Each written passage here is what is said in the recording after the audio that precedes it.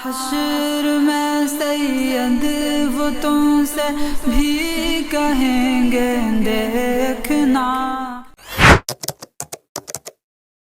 دعوت اسلامی کے مدارس میں یہ قرآن پڑھایا جاتا ہے اور یہ قرآن دعوت اسلامی نہیں چھاپا ہے، لیکن انہوں نے اس قرآن کو چھاپنے میں ایک بہت بڑی مسٹیک کی ہے۔ جیسا کہ ہمارا بچہ جانتا ہے کہ قرآن پاک کے اوپر اردو کی کتاب نہیں رکھ سکتے، کہ بے ادبی ہے، لیکن جو انہوں نے قرآن چھاپا 16 لائن کا، تو دیکھو کیا آسانی سے سمجھاتا ہوں۔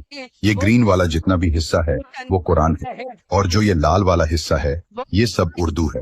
یعنی انہوں نے شروع میں ہی تقریباً 22 یا پھر 23 صفحے اردو کے لکھے، جس کی وجہ سے اردو قرآن کے اوپر آ گئی، اور یہ بے ادبی ہے۔ دعوت اسلامی سے میرا یہ مطالبہ ہے کہ آپ اس قرآن کو صحیح کرو، ورنہ کتابیں چھاپو، قرآن تمہاری بس کی نہیں ہے۔ ویسے میں ان ایڈمن صاحب کو پرسنلی جانتا تو نہیں ہوں، لیکن ویڈیو دیکھنے سے اندازہ ہو رہا ہے کہ علم و حکمت سے ان کی سمجھ کا کوئی آپسی تال میل نہیں ہے۔ میرے اس ویڈیو کے اندر ان سے چند سوالات ہیں، اگر ویڈیو ان تک پہنچے تو کوشش کریں کہ یہ اس کے جوابات دیں تاکہ میرے علم میں بھی اضافہ ہو جائے۔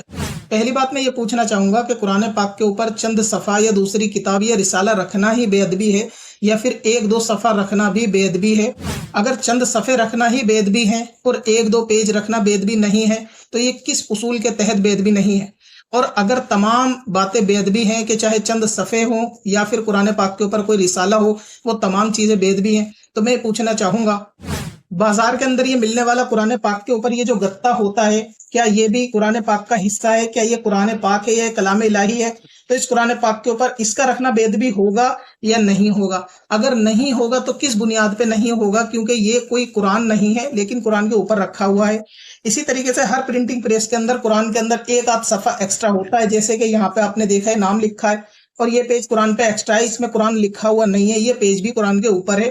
اور اسی طریقے سے بعض اوقات ایسا ہوتا ہے کہ چند انڈیکس کے پیجز جو ہے قرآن پاک پہ آگے ایڈ کر دیے جاتے ہیں، تو وہ بھی بظاہر قرآن کے اوپر ہی دکھتے ہیں۔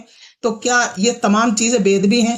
اگر ہاں یہ تمام چیزیں ہی بے ادبی کے دائرے میں آئیں گی تو پھر دعوت اسلامی کو مقید کرنا یہ آپ کے ذاتی حسد کا ظہور ہے، کیونکہ پھر تو تمام پرنٹنگ پریس اور تمام علماء جو اس طریقے کی قرآن چھپواتے ہیں ان سب پہ بے ادبی کا حکم لگنا چاہیے، کیونکہ گتا بھی قرآن کے اوپر ہی ہے۔ دوسری بات میں ایڈمن صاحب سے یہ پوچھنا چاہوں گا کہ آپ کی نظر میں قرآن پاک کیا ہے؟ 2 گتوں کے بیچ میں جو سارا ہے اس کو قرآن کہتے ہیں، یا پھر اگر سورہ اخلاص الگ نکال دی جائے تو اس کو بھی قرآن کہیں گے؟ کیا سورہ اخلاص، سورہ یاسین، سورہ فاتحہ اگر قرآن سے باہر ہے یا وہ قرآن نہیں ہوتا، یا پھر اس کو بھی قرآن کہیں گے؟ آپ یہ مجھے بتا دیں۔ اگر سورہ یاسین، سورہ فاتحہ قرآن سے الگ بھی لکھی ہوئی ہیں تو وہ بھی اگر آپ کی نظر میں قرآن ہے، تو کیا اس قرآن کے اوپر کوئی دوسری کتابیں یا رسالے یا اس قرآن کے اوپر کوئی دوسری چیز رکھنا بے ادبی کے دائرے میں آئے گا یا نہیں آئے گا؟ اگر آپ کہتے ہیں کہ یہ بے ادبی کے دائرے میں نہیں آئے گا تو میں معلوم کرنا چاہتا ہوں کہ یہ کن اصولوں کے تحت بے ادبی کے دائرے میں نہیں آئے گا؟ آپ یہ کیسے ڈیسائیڈ کرتے ہیں کہ کون سی چیز بے ادبی کے دائرے میں آئے گی، کون سی چیز نہیں؟ اور اگر آپ کہتے ہیں کہ یہ بھی بے ادبی کے دائرے میں آئے گا کہ کوئی سورہ اخلاص یا سورہ فاتحہ یا سورہ یاسین کے اوپر بھی اگر کوئی سامان چیز یا پھر دوسری کتابیں رکھے وہ بھی اگر بے ادبی ہے، اگر آپ اس کو بھی بے ادبی مانتے ہیں، تو پھر میں آپ سے یہ سوال معلوم کرنا چاہوں گا۔ مثال کے طور پہ یہ ایک کتاب ہے جو کہ قرآن پاک نہیں ہے۔ اگر کسی سوال کرنے والے نے کسی مفتی سے سورہ اخلاص کے بارے میں کوئی سوال پوچھا اور اس نے سوال میں سورہ اخلاص لکھی، مفتی صاحب نے جواب میں بھی سورہ اخلاص لکھی اور اس کو ایکسپلین کیا، تو اگر اس صفحے پہ سورہ اخلاص ہے تو سورہ اخلاص کے اوپر یہ تمام پیجز آ رہے ہیں، یہ قرآن پہ مانے جائیں گے یا نہیں مانے جائیں گے؟ یہ بے ادبی سمجھی جائے گی یا نہیں؟ اب اس کی 2 وجہ ہیں، یا تو آپ کہیں کہ سورہ اخلاص قرآن نہیں ہے اس لیے بے ادبی نہیں ہوگی، یا پھر آپ کہیں گے کہ سورہ اخلاص قرآن ہے، تو اگر قرآن ہے تو پھر قرآن پہ یہ 100-150 پیج کا رکھنا یہ بے ادبی کے دائرے میں آئے گا یا نہیں آئے گا؟ اگر آپ کے مطابق آئے گا تو دنیا کی کون سی ایسی کتاب، کون سے ایسا مفتی ہے جو اس بے ادبی کے دائرے سے باہر ہو جائے گا؟ دوسری چیز آپ کو اور پبلک کو سمجھانے کے لیے میں یہ بتاؤں، اگر میں کسی شخص سے پوچھتا ہوں کہ یہ کیا ہے، کیا یہ قرآن ہے، اور سامنے والا منع کر دیتا ہے کہ یہ قرآن نہیں ہے، تو کیا اس کے قرآن منع کرنے سے اس کے اندر لکھی سورہ فاتحہ، سورہ یاسین قرآن کا انکار ڈائریکٹلی ہوگا یا نہیں؟ اگر قرآن کا انکار ہوگا تو یہ ایڈمن صاحب اس پہ کیا حکم لگائیں گے؟ کیا اس کا انکار کرنا کہ یہ قرآن نہیں ہے وہ شخص کافر ہوگا یا نہیں ہوگا؟ کیونکہ اگر کوئی اس کے قرآن ہونے کا انکار کرے گا تو لازم ہے کہ اس کے صفحے پہ لکھی گئی تمام قرآن کی آیتیں بھی قرآن ہونے کا انکار ہو جائے گا، تو سورہ فاتحہ کا قرآن ہونے سے انکار کرنے پہ سامنے والے پہ کفر کا حکم آئے گا یا نہیں آئے گا؟ اگر آپ کہتے ہیں کہ سامنے والا اگر اس کے قرآن ہونے کا انکار کر دے تو وہ کافر ہو جائے گا، تو آپ کے پاس اس کے کیا اصول اور کیا دلائل ہے؟ اور اگر آپ کہتے ہیں کہ سامنے والا کافر نہیں ہوگا اس کے قرآن نہ ماننے سے، تو وہی اصول آپ کے سوال کا جواب ہے جس کو میں آگے ایکسپلین کروں گا. لیکن اس سے پہلے میں یہ بھی معلوم کرنا چاہوں گا کہ یہ آداب والی بات قرآن پاک کے ساتھ خاص ہے یا دیگر سیرت، حدیث اور دوسری کتابوں پہ بھی یہ چیز اپلائی ہوتی ہے، کیونکہ ہمارے علماء نے اس سوال کا جواب بھی تفصیل سے دیا ہوا ہے کہ کون سی کتاب کس کتاب کے اوپر رکھ سکتے ہیں اور کون سی کتاب کس کتاب کے اوپر نہیں رکھ سکتے. تو لہٰذا ادب اور بے ادبی کا تعلق خاص قرآن پاک سے نہیں بلکہ دوسری احادیث کی کتاب سیرت تفسیر کے ساتھ بھی ہے.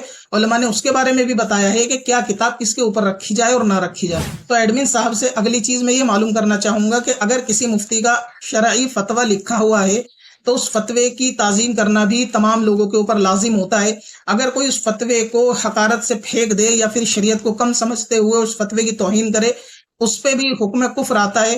تو اس سے معلوم چلا کہ شریعت کے فتوے کی اہمیت بہت زیادہ ہے اور اس کا ادب بھی لازم ہے. تو اب آپ مجھے بتائیں کہ شرعی فتوے کے اوپر کسی مفتی یا کسی عالم کی سیرت کی کتاب رکھنا یا ان کی سیرت کے پیجز کو رکھ دینا یہ بے ادبی ہوگا یا نہیں ہوگا؟ اگر آپ کہتے ہیں کہ یہ بے ادبی نہیں ہوگا تو پھر آپ کے پاس ان کے کیا اصول ہیں، کیا ضابطے ہیں کہ جس کی بنیاد پر یہ بے ادبی نہیں ہوگا؟ اور اگر آپ کہتے ہیں کہ ہاں شرعی فتوے کے اوپر کسی مفتی کی سیرت کی کتاب یا رسالہ رکھ دینا بھی بے ادبی ہے، تو میں آپ سے کہنا چاہوں گا فتاوی تاج الشریعہ آپ کھول کے دیکھیں اور وہاں دیکھیں کہ پہلا شرعی فتویٰ کہاں سے شروع ہوتا ہے اور اس فتوے کے اوپر ان کی سیرت کے چند صفحے جو لکھے ہوئے ہیں تو کیا یہ بے ادبی نہیں ہے؟ اور ان شرعی فتوے کے اوپر نہ ہی صرف تاج الشریعہ کی سیرت بلکہ کچھ تقریض بھی ہوتی ہے مفتیان اکرام کی اور انڈیکس بھی ہوتا ہے.